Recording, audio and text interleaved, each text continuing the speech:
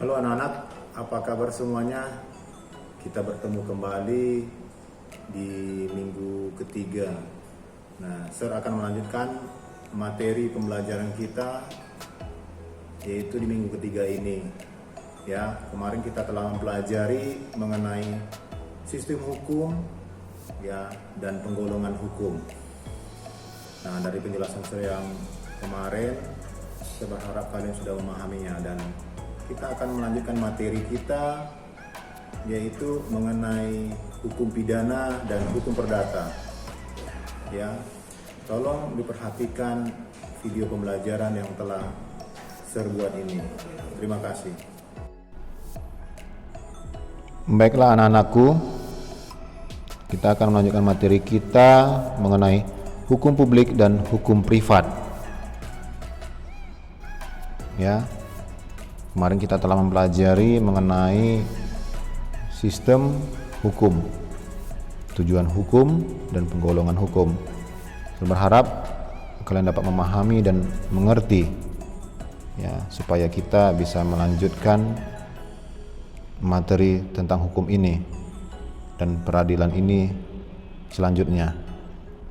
Ya, jadi ini berlaku untuk minggu ketiga dan keempat. Oke ya anak-anak, hukum publik.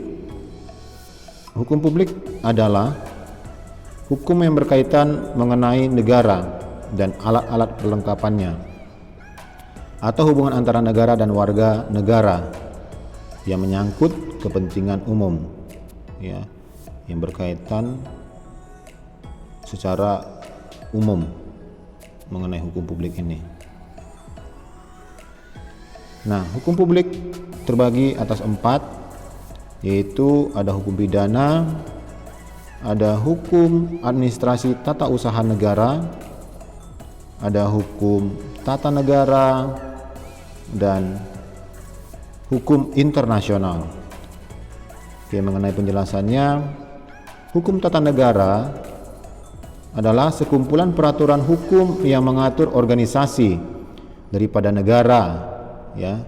Jadi ini mengatur organisasi atau lembaga-lembaga negara,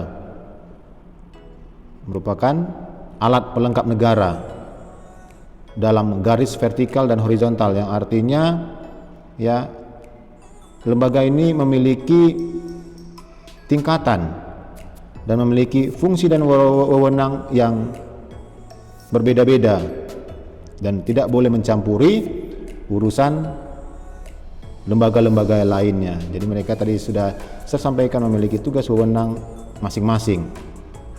Kalau mereka sudah mencampuri urusan tugas wewenang lembaga lainnya, maka akan mengenai sanksi. Berarti dia sudah melanggar yang namanya hukum tata negara. Itu maksudnya, ya. Nah, contohnya itu adalah Undang-Undang Dasar 1945. Nah, yang berikutnya lembaga MPR, DPR, DPD. Terus contoh berikutnya Undang-Undang Pemerintahan dan Daerah, ya, Undang-Undang Pemerintahan Daerah dan lain-lain. Kita lanjut lagi, hukum administrasi tata usaha negara. Nah, ini merupakan sekumpulan peraturan perundang-undangan yang mengatur hubungan hukum antara pemerintah dengan warga negaranya, sehingga para pelaksana pemerintahan dapat menjalankan tugasnya dengan baik. Jadi hukum ini mengatur mengenai pemerintah dengan warga negaranya, ya, sehingga para pelaksana atau orang-orang yang bekerja di dunia pemerintahan ini dapat menjalankan tugasnya dengan baik. Contohnya itu, ya, terjadinya reshuffle sebuah kabinet oleh presiden, yang artinya,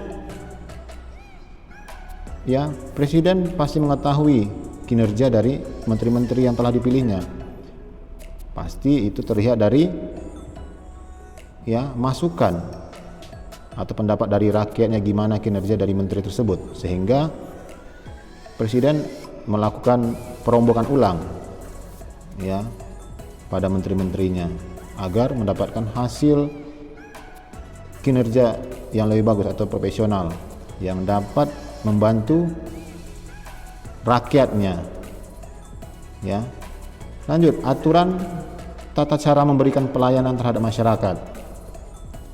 Ya. Yang ketiga, contohnya aturan tentang pembentukan badan dan komisi pemerintah. Jadi hukum administrasi ini tadi sudah dijelaskan, yaitu sebagai yang mengatur hubungan hukum antara pemerintah dengan warga negaranya. Ya, ini semuanya berkaitan mengenai pelayanan publik. Ya, misalnya pegawai pemerintah yang tidak melayani masyarakat dengan baik, maka akan mendapatkan sanksi berdasarkan hukum administrasi tata usaha negara. Ya, paham ya sampai di sana? Kita lanjutkan lagi. Nah, yang ketiga adalah hukum pidana. Apa itu hukum pidana? Yaitu keseluruhan aturan hukum yang mengatur sanksi atau hukuman khusus yang dijatuhkan kepada pelanggar hukum. Ya, berupa pelanggaran dan kejahatan. Jadi hukum pidana ini lebih bersifat keras, ya, tegas, dan merugikan banyak orang atau banyak pihak. Ya, saling berkaitan dia. Ya, contohnya, ya, di sini ada contoh dari hukum pidana, yaitu pembunuhan, pencurian, penganiayaan, itu merupakan kejahatan. Pelanggaran rambu-rambu lalu lintas, berarti itu contoh dari pelanggaran dan lain-lain. Nah, ini adalah hukum pidana. Sanksinya itu bisa penjara, hukum mati, dan denda. Jadi sanksi hukum pidana ini lebih menegangkan. Makanya masyarakat atau orang-orang lebih menakuti yang namanya hukum pidana, tak takut dengan pelanggaran hukum pidana, karena sanksinya itu semuanya begitu menakutkan. Ya, nanti berbeda dengan hukum pidana, dengan hukum perdata. Nah, itu nanti saya akan menjelaskannya perbedaannya seperti apa. Oke, sampai di sini paham ya hukum pidana? Kita lanjut. Nah, dua macam hukum pidana yang dikenal. Jadi hukuman pidana ini terbagi dua. Ada hukuman pokok dan hukuman tambahan. Nah, hukuman pokok ini terdiri dari pidana mati dan pidana penjara. Ya, ingat, pidana mati dan pidana penjara. Berarti kalau pidana mati itu ya jadi hukum mati. Ya, contohnya di Indonesia itu sudah pernah dilaksanakan hukum mati. Ya, tetapi dengan cara dilakukan penembakan. Ya. Terus pidana penjara. Nah, pidana penjara ini terbagi lagi atas adanya pidana seumur hidup. Ya, berarti hukuman ini seumur hidup, berarti dia sampai habis usianya atau dia meninggal, yaitu berada di penjara. Paham ya? Nah, yang kedua, pidana penjara selama waktu tertentu, maksimal 20 tahun dan paling rendah 1 tahun. Ya, itu setelah ditetapkan oleh hakim. Ya, tergantung dari permasalahannya, hukum apa yang dilanggarnya. Nah, ada pidana kurungan. Pidana kurungan ini adalah maksimal 1 tahun dan paling rendah adalah 1 hari. Jadi pidana kurungan ini biasanya masih berada di kurungan atau tahanan, bisa di kecamatan, misalnya di Polsek Rumbai, ya, dia ditahan, ya, atau dikurung karena mencuri, misalnya mencuri jemuran aluminium tetangganya, sehingga untuk diproses lagi ke tahap berikutnya, maka dia dilakukan pidana kurungan dulu. Ya, bisa dari 1 hari sampai 1 tahun sebelum kasusnya ini dinaikkan ke tingkat lebih tinggi lagi. itu dia. Atau kalau seandainya sudah bisa diselesaikan di tingkat kecamatan misalnya, maka kasus tersebut bisa selesai. Paham ya? Nah, di sini ada pidana denda. Ya, ini adalah denda yang berupa ganti rugi atau uang. Misalnya kita melanggar rambu-rambu lalu lintas. Nah, di situ ada pidana dendanya. Ya, yang telah ditetapkan oleh pemerintah daerah. Ya. Dan itu akan dikirim ke kas negara. Nah, yang terakhir adanya pidana tutupan. Ya. Jadi pidana tutupan itu adalah suatu bentuk hukuman bagi politis atau orang yang bisa dikatakan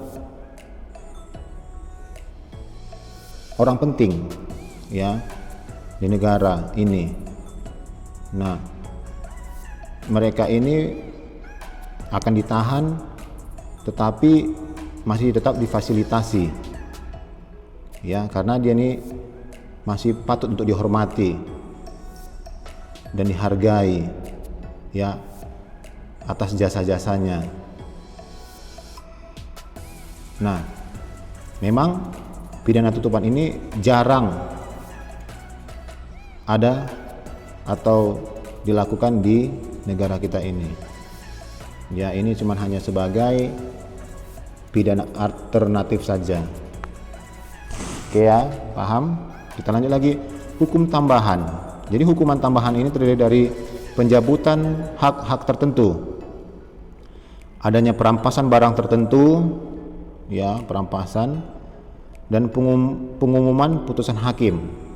Nah, jadi hukuman tambahan ini, pencabutan hak-hak tertentu ini terbagi lagi, ada hak memegang jabatan, ya, misalnya dia itu melakukan tindakan korupsi di pemerintahan, sehingga pencabutan haknya itu bisa berupa memegang hak untuk memegang jabatan yang dia itu misalnya sebagai ketua komisi, dia akan dicabut jabatannya, ya.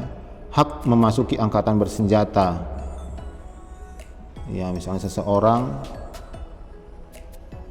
yang tidak diperbolehkan lagi mengikuti atau masuk dalam anggota TNI,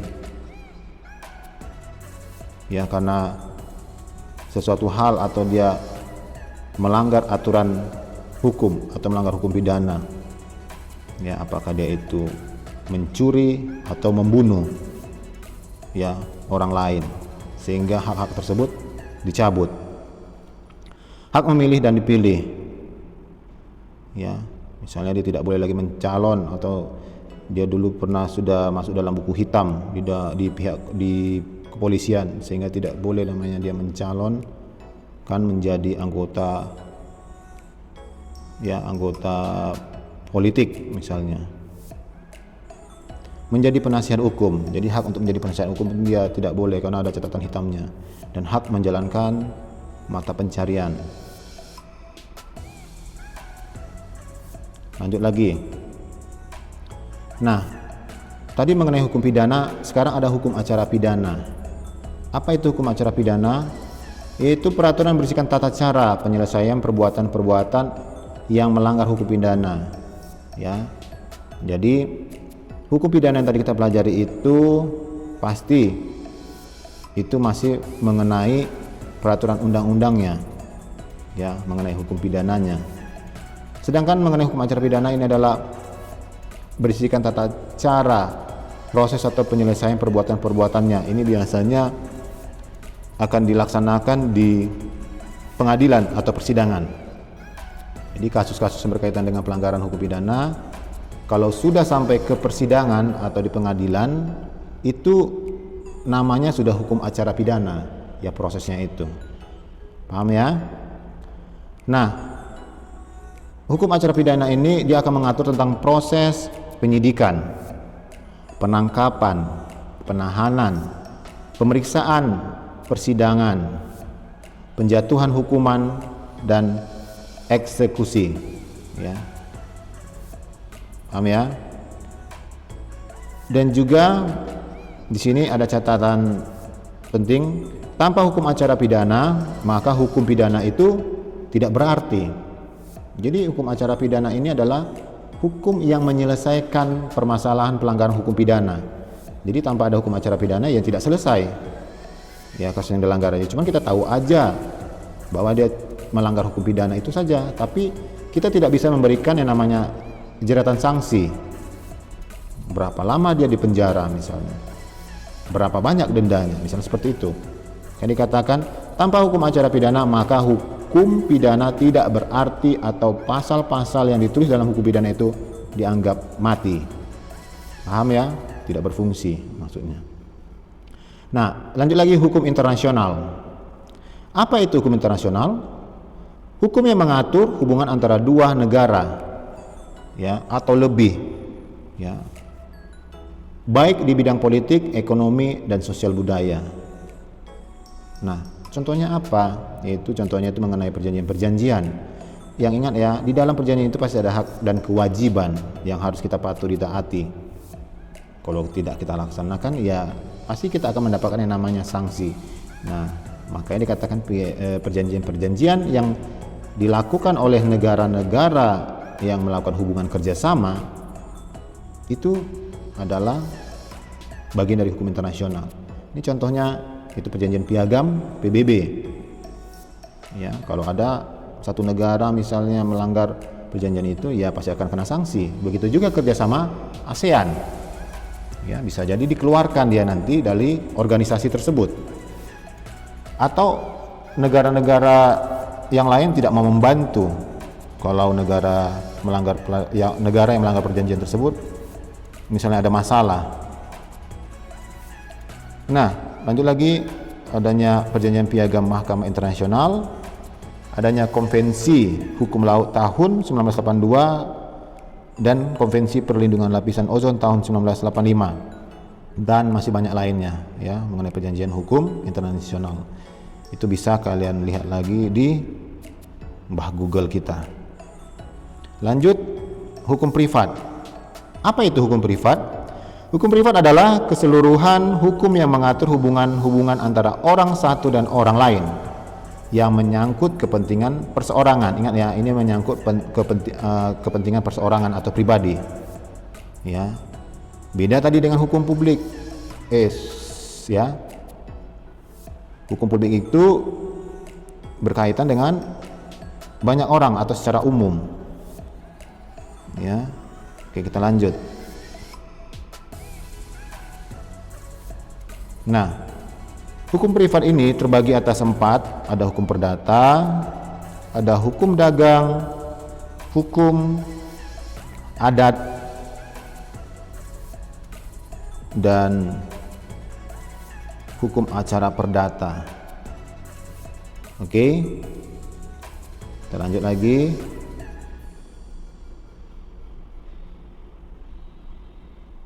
Nah, hukum perdata adalah keseluruhan hukum yang mengatur hubungan antara orang yang satu dan orang lain menyangkut kepentingan perseorangan. Ya, jadi pengertiannya ini sama dengan hukum privat tadi. Ya, pada intinya adalah hukum perdata ini yang menyangkut mengenai kepentingan perseorangan, hubungan antara orang satu dan orang yang lain. Nah,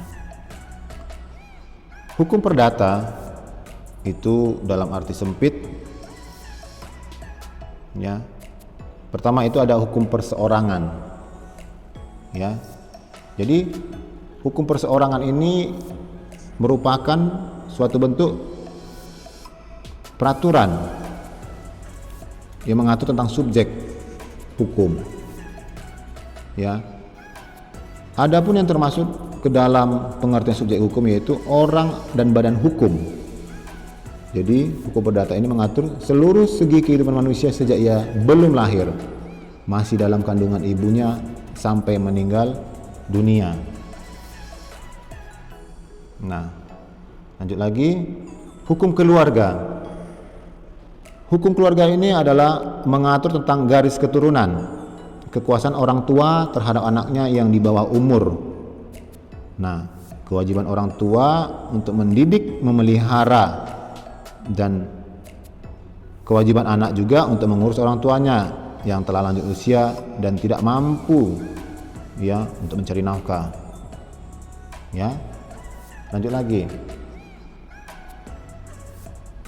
Hukum perkawinan. Hukum perkawinan ini adalah yang mengatur syarat-syarat dan tata cara harus dipenuhi untuk melangsungkan hubungan perkawinan. Nah, dalam hal ini hukum perkawinan mengatur tentang batas usia boleh kawin 18 tahun untuk pria dan 15 tahun untuk wanita. Nah, ini menurut Undang-Undang Nomor 1 Tahun 1974 tentang pokok perkawinan. Nah, dan menetapkan batas usia perkawinan 19 tahun untuk pria dan 16 tahun untuk wanita. Jadi kedudukan istri terhadap suami, harta perkawinan dan pemutusan perkawinan atau perceraian juga diatur oleh hukum perkawinan tersebut. Nah, kita lanjut lagi. Hukum waris. Hukum waris yaitu hukum yang mengatur tentang harta benda atau kekayaan seorang. Jika ia meninggal dunia, hukum waris meliputi hal-hal yang mengatur tentang kedudukan ahli waris, ya, kepada siapa diwariskan, dan tata cara pembagian harta waris dari tanggung jawab ahli waris. Warisan dapat dibedakan menjadi sebagai berikut, ya. Ada warisan ab intensto, yaitu warisan yang terjadi karena ketentuan undang-undang, dan yang berhak menerima bagian warisan ialah mereka yang saling mempunyai hubungan darah. Sedangkan warisan testameter yaitu warisan yang terjadi karena penunjukan sepihak dalam surat wasiat pada satu atau lebih ahli waris oleh pewaris. Paham ya? Dan yang terakhir yaitu hukum kekayaan. Hukum kekayaan ini adalah hukum yang mengatur tentang hubungan hukum yang dapat dinilai dengan uang. Hukum kekayaan meliputi dua bagian, yaitu sebagai berikut. Nah, ada hukum benda, ya, merupakan peraturan hukum yang mengatur hak-hak kebendaan yang bersifat mutlak. Artinya hak terhadap benda yang oleh setiap orang wajib diakui dan dihormati. Dan yang hukum perikatan yaitu peraturan yang mengatur perhubungan yang bersifat kehartaan antara dua orang atau lebih, di mana pihak pertama berhak atas sesuatu prestasi dan pihak yang lain wajib memenuhi suatu prestasinya. Kita lanjut lagi. Ya, hukum dagang. Nah, hukum dagang adalah ilmu yang mengatur hubungan antara suatu pihak dengan pihak lain yang berkaitan dengan urusan dagang atau dunia usaha, atau disebut dengan hukum persetujuan. Dia, ya, orang melakukan jual beli di pasar atau orang berwirausaha itu merupakan, kalau kita melakukan pelanggarannya, di situ ada hak dan kewajiban mengenai jual beli, ya, itu adalah hukum dagang yang berlaku. Nah, di sini ada hukum adat. Hukum adat merupakan hukum yang tidak tertulis yang di dalamnya memuat aturan hidup yang ditetapkan oleh pemerintah, tetapi lahir dari kebudayaan leluhur, ya, leluhur kita, tanah nenek moyang kita, dan tetap ditaati masyarakat.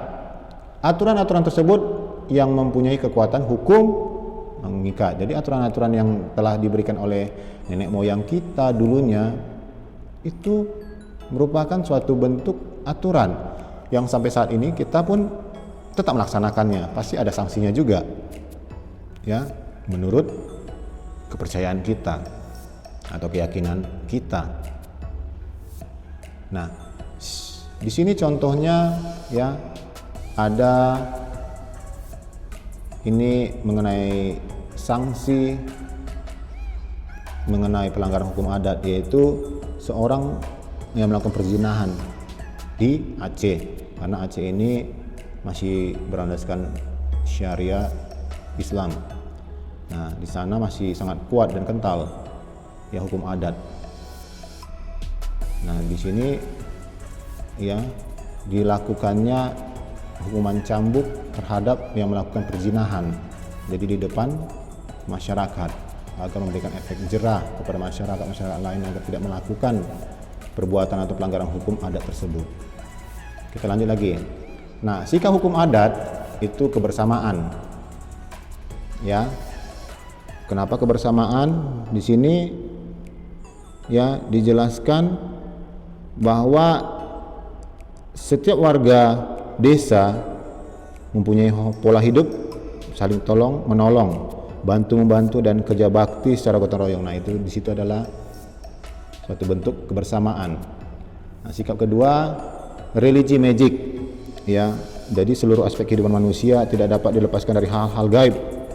Misalnya upacara adat sering dilakukan sajian-sajian yang ditunjukkan kepada roh leluhur yang kita ingin meminta restu atau bantuan.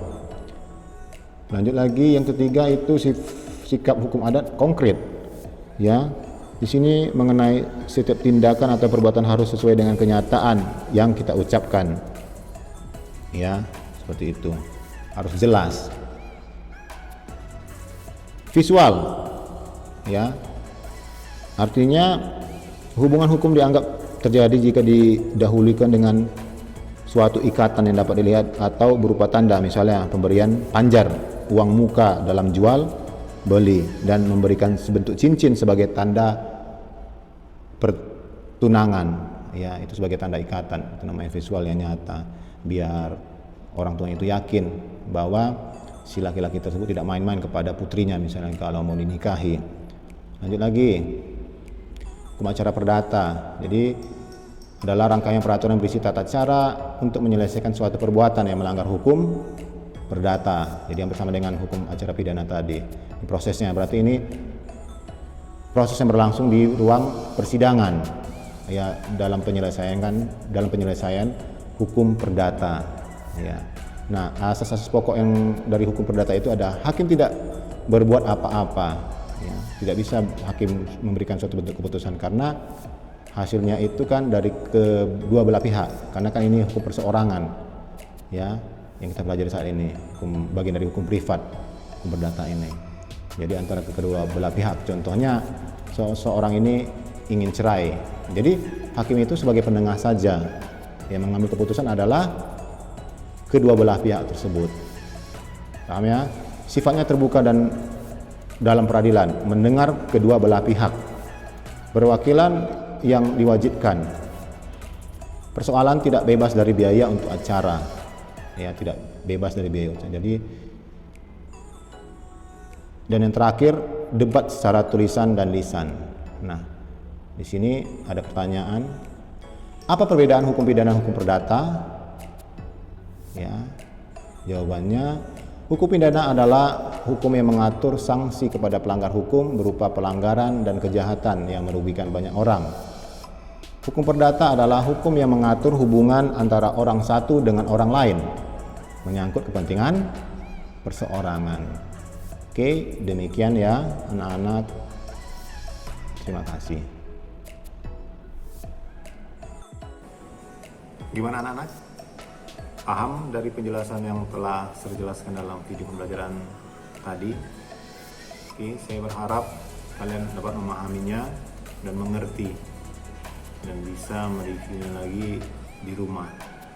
Ya, adapun tadi sedikit ya mengenai hukum pidana, yang inti poinnya itu adalah hukum yang berkaitan dengan permasalahan publik atau secara umum, menyangkut orang banyak.